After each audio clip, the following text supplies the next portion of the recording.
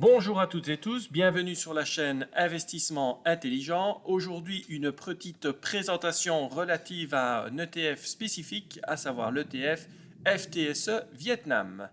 Alors, très important avant de commencer donc la petite présentation. La présentation qui suit n'est certainement pas un conseil en investissement. Je vous expose simplement ma recherche et ma démarche personnelle.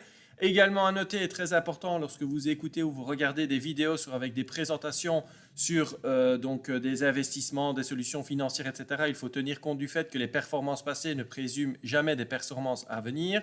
Et il faut également retenir que investir en bourse comporte des risques. Alors, avant d'aller plus loin, petit rappel important, si vous ne savez pas ce qu'est exactement un ETF, si vous voulez en connaître sa définition, sa composition, si vous souhaitez également en connaître les caractéristiques, le coût et la fiscalité, notamment en Belgique, je vous invite à aller visiter nos autres vidéos sur la chaîne Investissement Intelligent, puisque vous retrouverez une vidéo avec la définition d'un ETF, ses caractéristiques, ainsi qu'une vidéo spécifique sur les coûts et la fiscalité. Certains éléments seront repris ici, mais on ne pourra évidemment reprendre l'ensemble des éléments qui sont exposés dans les 3 vidéos qui sont proposées sur la chaîne YouTube. Tant que nous en sommes à parler de chaînes et de pages, sachez également que vous retrouverez en dessous de la vidéo, dans la description, un lien pour nous rejoindre sur notre page Facebook Investissement Intelligent, ainsi que différents liens pour éventuellement avoir un complément d'information par rapport aux informations qui vous sont exposées, ainsi que la possibilité de vous inscrire sur Trade Republic, qui est un courtier permettant d'acheter des ETF, et nous y reviendrons.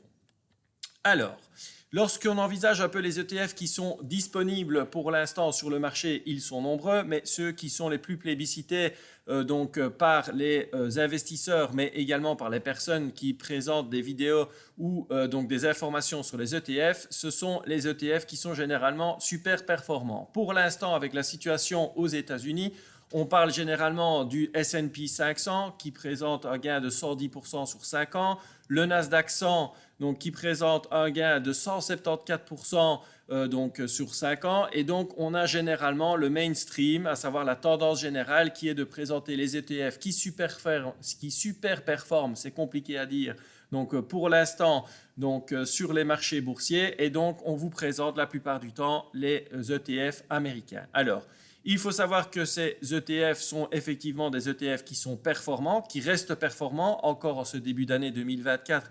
Ils sont particulièrement performants. Selon l'expression consacrée, les arbres ne poussent pas jusqu'au ciel et donc à un certain moment, je pense, et même si on parle avec l'économie américaine de soft landing, donc d'un atterrissage doux, je pense qu'à un certain moment, les rendements vont tout doucement diminuer et qu'il est probable que nous assistions à une période, si ce n'est de diminution, en tout cas de ralentissement, puisque vu la cadence actuelle, ils ne pourront monter jusqu'au ciel. Ça, c'est quelque chose sur lequel tout le monde semble également s'accorder. Néanmoins, je pense que jusqu'aux élections présidentielles américaines, on a pour l'instant encore un certain créneau. Évidemment, ça, ce n'est que mon avis. Je vous laisse analyser quelles sont les perspectives dans le cadre d'une campagne électorale américaine et comment évoluent les marchés boursiers dans ce cas-là. J'en ai fait un petit post spécifique sur la page Facebook. Je vous laisse aller consulter ces informations également. Alors, on parle également souvent dans les ETF d'ETF dits émergents. Donc, ce sont les ETF des pays émergents.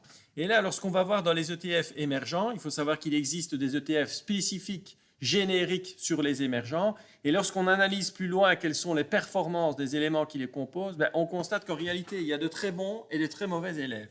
Si on prend un ETF émergent, l'MSCI, qui correspond aux pays émergents, on constate par exemple que dans certains pays, on a le premier cas sur le MSCI émergent, il fait plus 13% sur 5 ans, ce qui n'est évidemment pas à négliger. Néanmoins, lorsqu'on regarde sur la dernière année, on constate que l'ETF émergent est à 0% sur la dernière année. Donc même si sur les 5 dernières années, on a un rendement qui reste intéressant, même s'il est quand même relativement faible, on constate que la dernière année est une année qui est particulièrement négative pour les pays émergents. Alors, je vous ai dit ici, on parle d'ETF répliquant les pays émergents dans leur ensemble. Si on va un peu plus loin et qu'on prend les principales locomotives d'un ETF émergent, mais on va prendre la Chine. La Chine qui était par le passé vraiment la locomotive de croissance. Et si on voit sur 5 ans, c'est un ETF, le MSCI China, a fait 18% sur 5 ans, mais on constate que sur la dernière année, moins 23%. De nouveau, sur la page Facebook,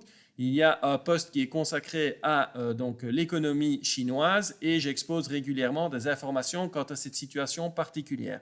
Personnellement, je pense également que vu la descente et vu les efforts mis en œuvre par le gouvernement chinois pour rétablir la situation et notamment pour rétablir un climat de confiance suite aux chutes immobilières et à la volatilité qui s'est installée sur le marché boursier, je pense qu'il y a potentiellement également une stabilisation à venir de la situation et peut-être un rebond dont on a déjà aperçu des effets sur l'ETF CSI 300. Vous irez voir sur Just ETF l'ETF CSI 300 qui cette semaine, donc je parle pour l'instant, nous sommes au début du mois de février, a connu un rebond technique, bien que le MSCI China n'a jusqu'à présent pas encore connu de rebond identique et reste à la négative et très clairement marqué sur la négative. Donc vous voyez que lorsqu'on envisage les émergents dans leur ensemble, la performance est mitigée. Lorsqu'on va voir le plus mauvais élève, qui était pourtant le bon élève par le passé, la situation est certes intéressante à envisager puisque lorsqu'il y a une baisse aussi importante, il est fort à parier qu'il va y avoir des mesures mises en œuvre pour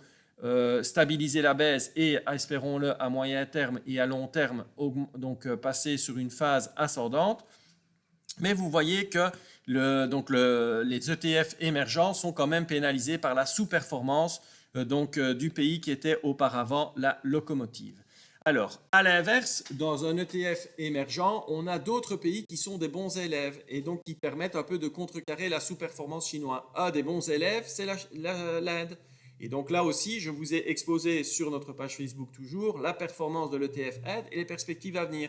Ici, on est de nouveau sur un bon élève qui super performe pour l'instant, qui a vraiment des performances intéressantes, avec des perspectives à moyen terme qui sont également très intéressantes. Néanmoins, lorsque un ETF a déjà fait sur 3 ans 56%, sur la dernière année, il fait encore 32%, même s'il a encore des perspectives d'évolution, à un moment donné, les arbres ne pousseront pas jusqu'au ciel et le MSCI, le FTSE India, pas le MSCI, c'est un FTSE en Inde. Donc l'indice FTSE, à mon avis, va à un certain moment commencer à ralentir. Ce n'est pas le cas pour l'instant. L'ETF Inde, me semble-t-il, reste une opportunité très intéressante pour les investisseurs. Mais je pense qu'au-delà de ces premiers éléments, il faut aller voir plus loin, puisque vous avez les super performants américains qui ne cessent d'apporter des résultats depuis quelques années et qui sont dans cette phase juste avant l'élection présidentielle hyper performants.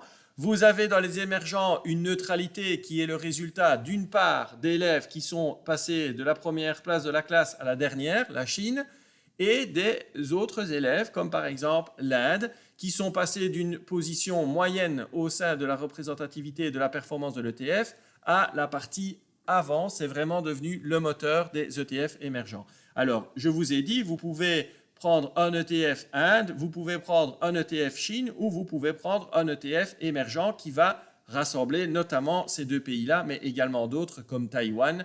Donc ça, vous devez évidemment aller toujours voir en quoi constituer l'ETF, puisque l'ETF n'est jamais qu'un fonds qui réplique la performance d'un indice et cet indice peut très bien reprendre des valeurs indiennes, chinoises, etc. Donc, lorsqu'on envisage séparément, on se pose quand même la question de dire, tiens, on a les super performants d'un côté, on a dans les émergents les mauvais élèves, on a de bons élèves, mais qui sont déjà bons élèves depuis 1 an ou 2. Donc, on se pose la question, à un moment donné, quelle va être l'économie qui va tirer son épingle du jeu?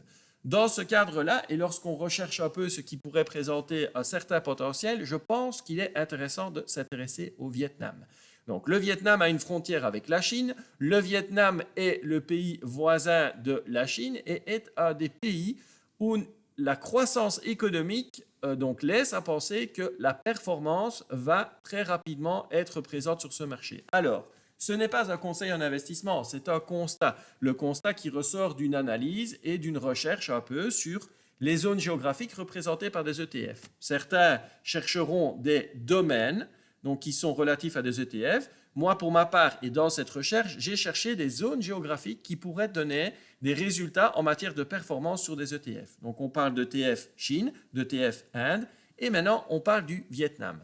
Alors, on constate par exemple que sur 5 ans, le Vietnam a une performance négative de 1%. Donc, c'est une économie qui est relativement neutre sur 5 ans en termes de résultats. Néanmoins, lorsqu'on s'intéresse au schéma, on voit clairement qu'il y avait une période initiale qui est certes neutre. Ensuite, on voit, et donc ça c'est lié à la crise du Covid et à la baisse du tourisme dans le pays, une diminution sensible. Ensuite, on a un rebond. Et ensuite, on a une période post-Covid de croissance, donc relativement importante, qui amène donc, le FTSE Vietnam à des performances qui ont été très appréciables pour les investisseurs qui avaient choisi cet ETF. On constate cependant qu'à partir de 2022, il y a un net recul de la performance de l'ETF et une nette diminution avec un retour sur des valeurs qui doivent être considérées un peu comme des valeurs support. Et on constate que l'ETF revient aux alentours de 22 € la part. Et on voit qu'il y a certes encore un petit rebond ici en 2023 qui donne un peu de perspective de performance. Et puis on voit que cette performance disparaît et avec un retour à la normale. En tout cas, un retour sur le support de base qui est aux alentours de 22 €. Alors vous allez me dire, jusqu'à présent, pas de quoi être optimiste, pas de quoi voir dans le Vietnam un moteur et un élément de performance dans votre portefeuille ETF. Mais là, je n'en suis pas si sûr. Parce que lorsqu'on analyse un peu la situation économique et politique au Vietnam, on constate, et ça ce sont des prévisions du FMI, que la croissance du PIB au Vietnam, elle devrait atteindre 6,6% en 2024. Donc on est très proche des chiffres qui sont ceux de la Chine. De l'Inde, non pas de la Chine, que du contraire de l'Inde.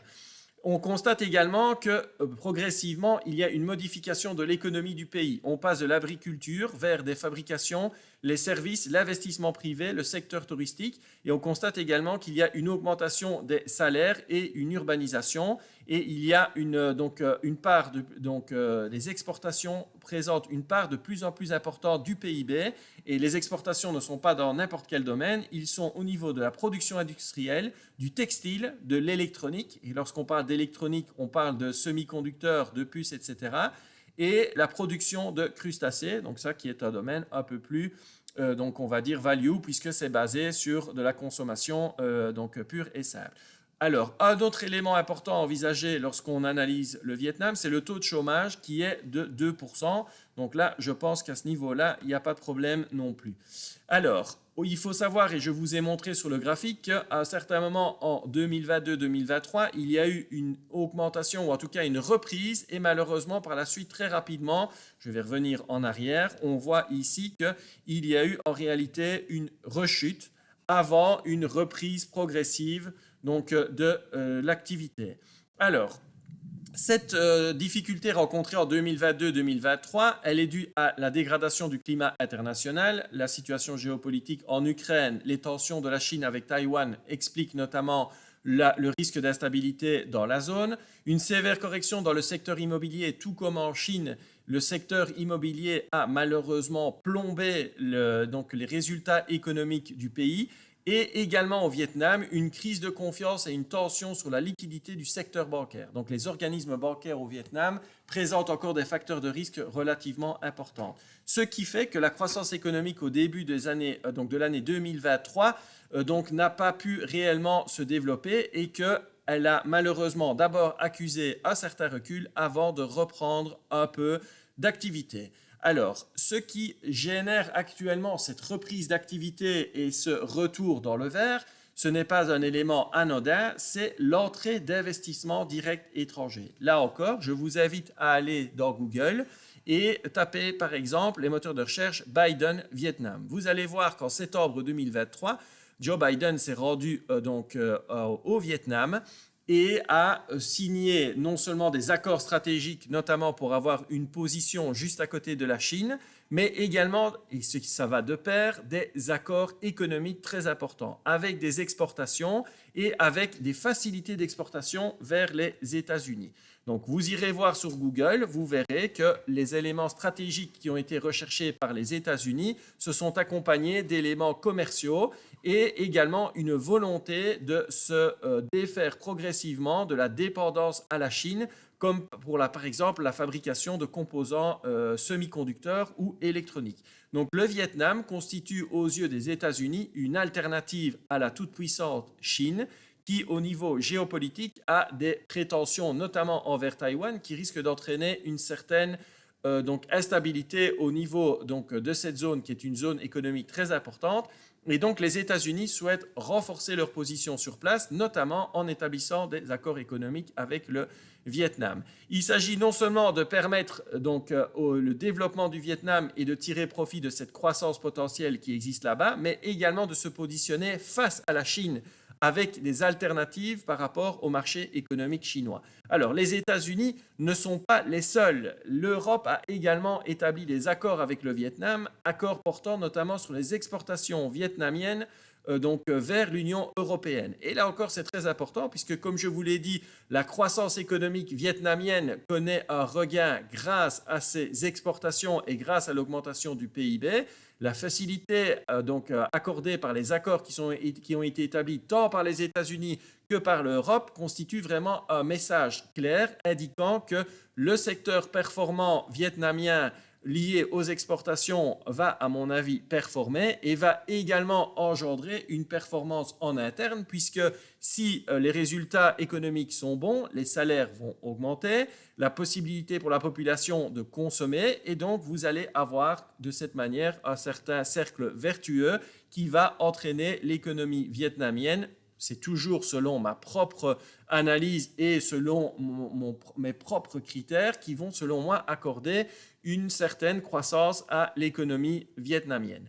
Alors, je ne me base pas uniquement sur des graphiques, je ne me base pas uniquement sur un contexte géopolitique qui est stratégique avec un pendant économique, je me base également sur des analyses qui sont réalisées par des organismes bancaires. Alors, je ne suis pas nécessairement le plus grand ami des organismes bancaires européens, qui sont généralement très présents pour ce qui concerne l'aspect frais, mais je constate que l'analyse de ces mêmes intervenants sont des analyses assez favorables pour le marché vietnamien. Alors, vous voyez ici qu'il y a une étude de BNP Paribas. Je reprendrai le lien de cette étude dans la description de la vidéo et je vous encourage à aller lire l'analyse qui est faite. Vous verrez que je ne suis manifestement pas le seul à penser que la situation actuelle au Vietnam risque de s'améliorer et de provoquer une performance de l'économie vietnamienne.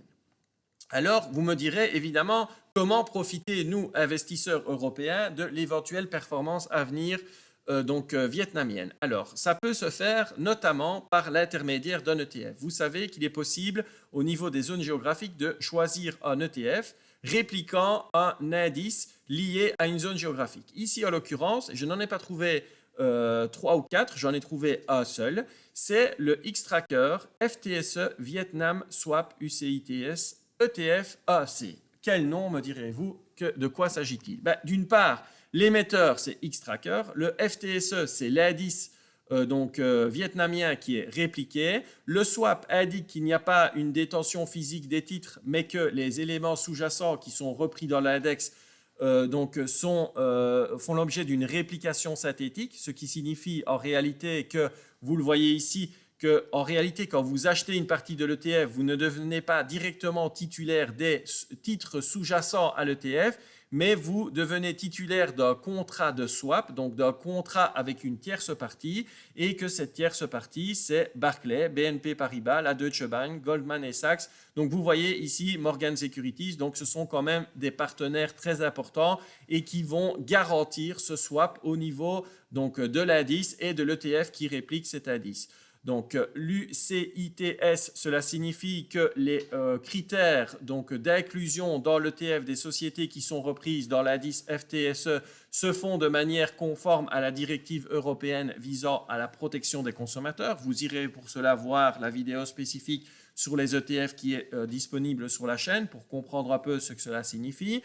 Et vous voyez que c'est du capitalisant. Alors, en Belgique, c'est très important. Du capitalisant, ça signifie que la plus-value ne fait pas l'objet d'une taxation puisqu'elle n'est pas versée sous forme de dividende, mais elle est réinjectée directement au niveau de la quantité de parts d'ETF que vous disposerez. Donc, lorsque les éléments sous-jacents qui composent l'ETF généreront des dividendes, ces dividendes ne vous seront pas distribués directement, mais ils seront convertis en parts d'ETF, donc de l'ETF concerné, dont vous serez le détenteur. Donc vous verrez à un certain moment, plutôt que d'être détenteur de 10 parts, vous serez détenteur de 10,2 parts par exemple, parce que les dividendes générés par l'ensemble des éléments sous-jacents sont réintégrés donc dans votre investissement. Alors cet ETF, brièvement, il fait l'objet d'une capitalisation de 331 millions.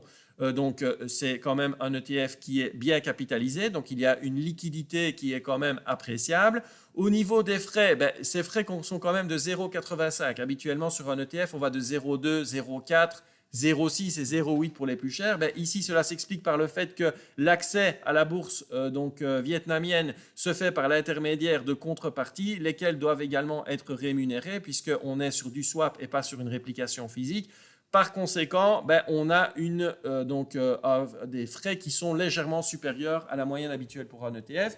Je vous rappelle que si on prend un fonds d'investissement qui vous est proposé par votre banque, et je vous invite à aller vérifier vous-même, vous allez voir que vous aurez 1% de frais d'entrée, 2% de frais de garde, 2% de frais de sortie, bref, on peut tourner à 3, 4, 5% allègrement tout en trouvant ça tout à fait normal. Donc, lorsqu'on parle de 0,85% de frais pour un ETF, ce n'est pas la catastrophe. Pour rappel, ces frais sont prélevés sur la performance directe de l'ETF. On ne vient pas vous chercher de la performance dans votre portefeuille de liquidité. C'est simplement que ces frais sont retirés de la performance de l'ETF. On constate également que c'est une stratégie donc sur le long terme. Si vous allez voir le document clé lié à cet ETF auprès de Xtrackers, vous constatez que Xtrackers considère que la possession idéale, la détention idéale de cet ETF est d'un terme de 7 ans. Donc, ce n'est pas de nouveau un conseil, c'est un constat. Les stratèges qui ont mis en place cet ETF considèrent que cet ETF portera ses fruits sur un délai pour un investisseur de 7 ans. Ensuite, on constate également que c'est un ETF qui est en dollars. Alors, évidemment, il y a également là aussi un petit risque qui est le risque lié à l'évolution du change euro-dollar, puisque nous investissons en euros, c'est converti en dollars. Et si un jour nous devions revendre nos parts d'ETF, ce serait converti du dollar en euros. Et donc là, deux fois, tant à l'achat qu'à la vente, on a l'intervention du taux de change euro-dollar qui peut nous être tantôt favorable, tantôt défavorable. Mais à nouveau, on n'a pas trop le choix sur cet ETF, donc on est obligé de prendre un ETF en dollars et d'en assumer donc les risques, sachant que les risques, c'est lié à une sous-performance. Si la performance intrinsèque de l'ETF est de 10% et qu'il y a par exemple une différence qui est liée à l'euro-dollar, ça va se répercuter sur la performance et on parlera de 1 ou 2% maximum à mon avis par rapport à la performance de l'ETF. Néanmoins, c'est une considération qu'il convient d'analyser lorsque vous faites une analyse sur un ETF sur lequel vous souhaiteriez par exemple investir.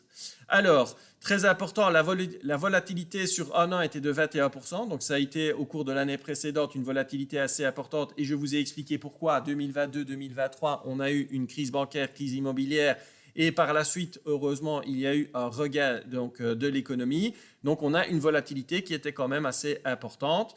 Alors, cet ETF a été établi depuis 2018 et il est enregistré au Luxembourg. Donc, pour les investisseurs belges, c'est donc un ETF enregistré en Europe qui fait l'objet d'une taxe sur les opérations boursières avec un taux réduit de 0,12%. Donc, c'est l'ETF le moins cher disponible sur le marché. Donc, en termes de taxation sur les opérations boursières, et ça, c'est uniquement valable pour les personnes qui investissent avec une résidence en Belgique. Alors, lorsqu'on s'intéresse à cet ETF plus spécifiquement, on parle du FTSE Vietnam. Ça, c'est l'indice qui est répliqué. Et cet indice, en fait, il reflète la performance du marché en fonction des valeurs les plus importantes qui sont cotées à la bourse d'Ho Chi Minh, les sociétés les plus importantes et les plus liquides dotées d'une part de capital disponible suffisante pour les investisseurs étrangers. Il y a une pondération par la capitalisation boursière flottante et il y a une révision trimestrielle de l'indice. Si vous voulez avoir plus d'informations donc, sur cet indice, donc le FTSE Vietnam, donc, qui est répliqué par l'ETF Xtrackers FTSE Vietnam, dont voici l'ISIN, la plaque d'immatriculation et le petit raccourci XFVT si vous recherchez donc l'ETF auprès d'un courtier. Eh bien, vous pouvez avoir plus d'informations sur le site ftse.com. Vous aurez notamment des informations sur l'ETF ou en tout cas l'indice FTSE Vietnam. Il existe d'autres indices FTSE comme le FTSE indien également. Et là, vous aurez toutes les informations. Si on va un peu plus loin dans l'analyse de l'ETF qui est proposée par l'émetteur Xtracker, on peut voir ici la répartition, donc 100% de l'ETF. On voit qu'il est réparti à concurrence de 12% avec le secteur bancaire, les services financiers à 15%, l'immobilier à 27%, donc le commerce au détail 3,52%, le tourisme et le divertissement 2,96%. Tout ce qui est première consommation, 15,6. Vous avez la construction et les matériaux de construction 1%. Les industries de biens et de services 15%. Donc oui, vous voyez ici de quoi est composé l'ETF, donc la composition à 100%, et vous avez sa répartition ici. Si on va encore un peu plus loin, qu'on veut s'intéresser aux éléments sous-jacents de l'ETF, voici les principaux titres boursiers sur lesquels l'ETF se base pour établir la performance de l'indice FTSE. Vous avez ici les différents titres. Alors, ce n'est pas une liste exhaustive, mais cette liste reprend déjà 50% des titres qui sont représentés dans le FTSE Vietnam. Donc, voilà un peu mon analyse sur les perspectives que offre le marché vietnamien. Si on s'intéresse au marché vietnamien, qu'on estime que l'économie vietnamienne suscite l'intérêt, la possibilité, sans rentrer dans des achats et ventes d'actions vietnamiennes, il est possible d'utiliser l'ETF. Et cet ETF réplique l'index FTSE Vietnam. Et cet index est composé des éléments suivants. Je vous ai dit, il n'existe pas énormément d'autres ETF qui répliqueraient la performance du marché chinois. C'est le seul pour nous investisseurs européens que j'ai trouvé et pour investisseurs belges avec son immatriculation en Europe et avec une taxe sur les opérations boursières de 0,12%. Je vous rappelle que tout ce qui n'est pas dépensé en termes de frais et de taxes sont des performances que nous ne devrons pas aller chercher sur le marché. Donc être économe en frais et être le plus optimisé fiscalement est déjà une démarche initiale qui me semble indispensable lorsqu'il s'agit de rechercher des marchés et des produits qui sont efficients et performants.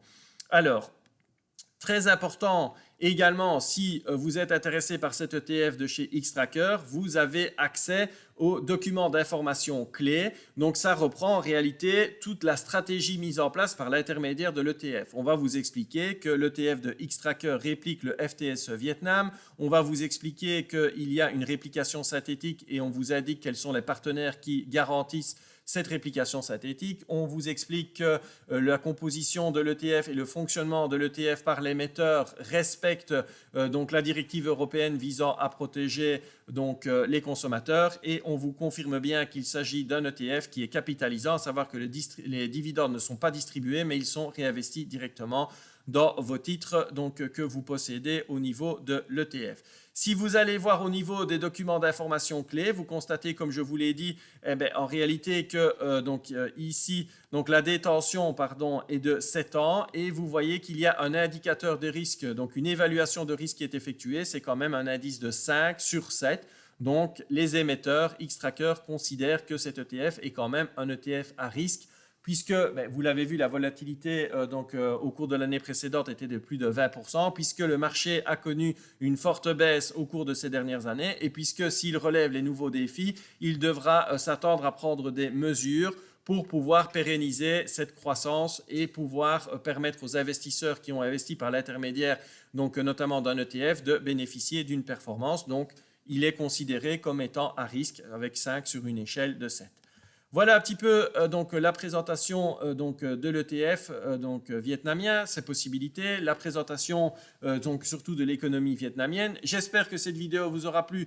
Je vous invite à vous abonner à la chaîne en dessous de la vidéo, à liker évidemment cette vidéo, évidemment si vous considérez qu'elle était intéressante. Si vous avez des avis complémentaires, si vous n'êtes pas d'accord avec des éléments que j'ai avancés de ma propre analyse, je suis bien entendu toujours preneur d'éléments qui viennent soit conforter, soit qui viennent infirmer certains éléments que j'aurais pu mettre en lumière dans mon analyse, qui reste toute une analyse tout à fait personnelle et qui ne vous engage à rien. Je suis preneur de tous les éléments pour les confronter par rapport à ma propre analyse. Alors, il me revient enfin de faire une mise en garde. La mise en garde, c'est que si vous laissez 1 euro sur un compte courant, en tout cas en Belgique, il faut savoir que votre euro, il va être mangé par l'inflation qui est de 3 ou 4% et que ce n'est pas le rendement qui vous est offert par votre compte courant et pas non plus par votre compte épargne qui va vous permettre de lutter contre l'inflation. La deuxième et dernière chose, c'est que ceci n'est pas un conseil en investissement. Je vous ai partagé mon analyse par rapport à l'approche ETF Vietnam, qui est une analyse géographique. Quelles sont un peu les zones géographiques dans le monde qui représentent un potentiel au cours des années à venir. Lorsqu'on parle d'années, vous avez vu que pour cet ETF, même l'émetteur considère qu'il faut 7 ans pour avoir une performance à long terme sur cet ETF. Donc voilà un peu ma présentation et surtout la mise en garde par rapport à l'investissement. Si vous avez des questions, des commentaires, ils sont toujours les bienvenus. Vous partez du principe, et je pars également du principe qu'on est plus fort ensemble en confrontant nos avis, nos idées. Et si vous avez des possibilités, si vous avez des solutions d'investissement à partager, n'hésitez pas dans les commentaires de la vidéo ou sur notre page Facebook. Je vous dis à bientôt, j'espère que cette vidéo vous aura plu et je vous dis à bientôt sur la chaîne Investissement Intelligent.